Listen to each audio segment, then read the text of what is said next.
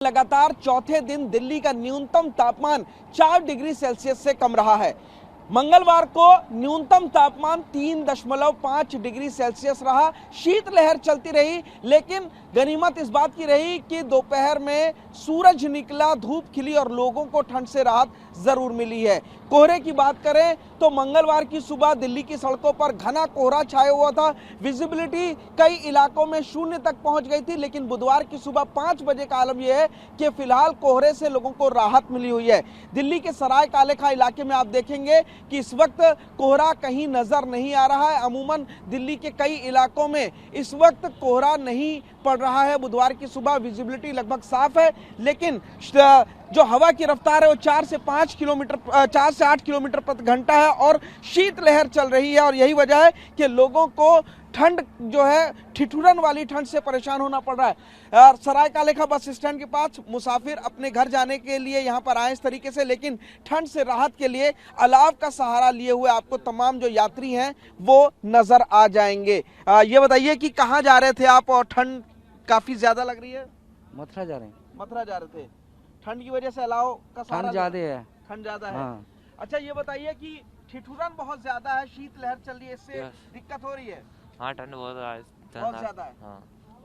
ये देखिए कि आपके सामने किस तरीके से पूरा अपने चेहरे तक को मफलर से पूरा ढकने के बाद, टोपियां पहनने के बाद, जैकेट पहनने के बाद लोग अलाव का सहारा ले रहे हैं, ताकि जब तक उनकी बस आए तो कम से कम ठंड से बचाव कर सकें, शीतलहर से बच सकें। और यही वजह है कि लोग फिलहाल ठंड से बचने के लिए जो है अलाव का सहारा ले रहे हैं। मौसम विभाग के मुताबिक अगले 2 से 3 दिन तक दिल्ली में ठंड रहेगी। कोहरा काफ़ी ज़्यादा रहेगा और कोहरे से फिलहाल लोगों को अगले 2 दिन निजात नहीं मिलेगी। कोहरा 2 दिन पड़ेगा और लगातार पिछले कुछ दिनों से दिल्ली और एनसीआर में घना कोहरा पड़ रहा था। जो विजिबिलिटी थी वो कई इलाकों में 0 थी और इसका पूरा असर रेल यातायात और हवाई यातायात पर पड़ रहा था। लगातार 20 से ज़्यादा ट्रेनें अपनी निर्धारित समय से लेट चल रही हैं, कई ट्रेनों को रद्द किया गया है। वहीं जो हवाई यातायात है उस पर भी यात्रियों को काफ़ी परेशानी झेलनी पड़ रही है।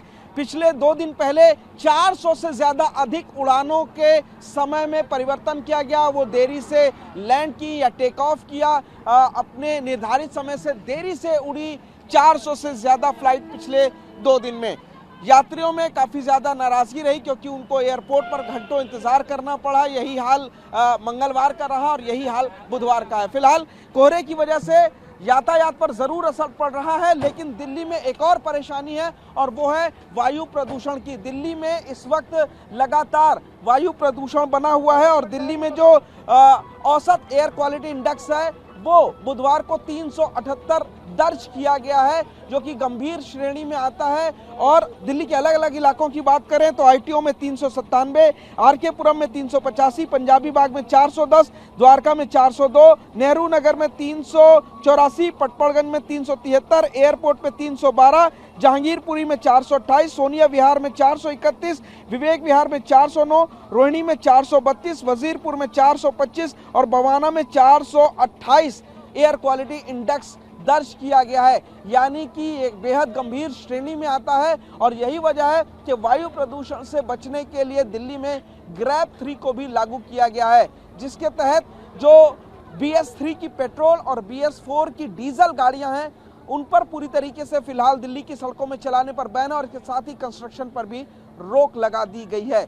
सुबह की बात करें तो दिल्ली में बुधवार की सुबह जो तापमान है 5 बजे वो 7 डिग्री सेल्सियस रिकॉर्ड किया गया है, लेकिन मौसम विभाग के मुताबिक अगले 2 से 3 दिन दिल्ली वालों को ठंड से राहत नहीं मिलेगी। शीतलहर लगातार चलती रहेगी।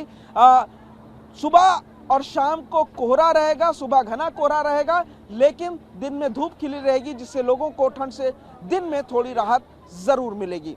कैमरामैन खुर्शीद के साथ पुनीत शर्मा, TV9।